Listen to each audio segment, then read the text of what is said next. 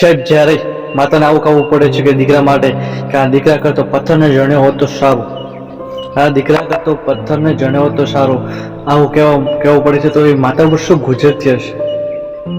તે આપણી જૂની કહેવત છે કે જનની જણ તો કા દાતા કા સુર, નહીતર રેજે વાજણી મત ગુમાવીશ પોતાનું નૂર.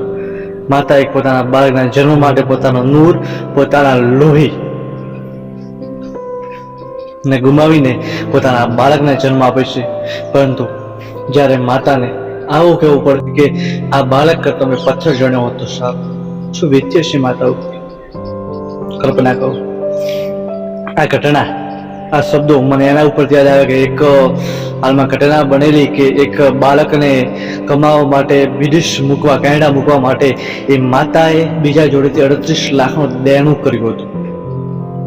અને જ્યારે કેનેડા એ દીકરાને મૂક્યો ત્યારે તે દીકરાએ કેનેડા જઈને પોતાના માતા પિતા સાથેના બધા જ સંપર્કો તોડી નાખ્યા અને કીધું કે હું રૂપિયા નહીં આવીશ. એની સાથે સાથે તેને તેના પરિવાર સાથે પણ બોલવાનું બંધ કરી દીધું. વિચાર કરો શું ગુજરતી હશે માતા ઉપર. તેને દેણ કર્યા 30 લાખ રૂપિયા લાવ્યા હશે. કલ્પના કરો. આ ગુજરવાના કારણે માતાને કહેવું પડે છે કે આયા કરતો પથ્થર જણ્યો હોત તો સારું. તે પોતાનું નૂર ગુમાવી દે છે.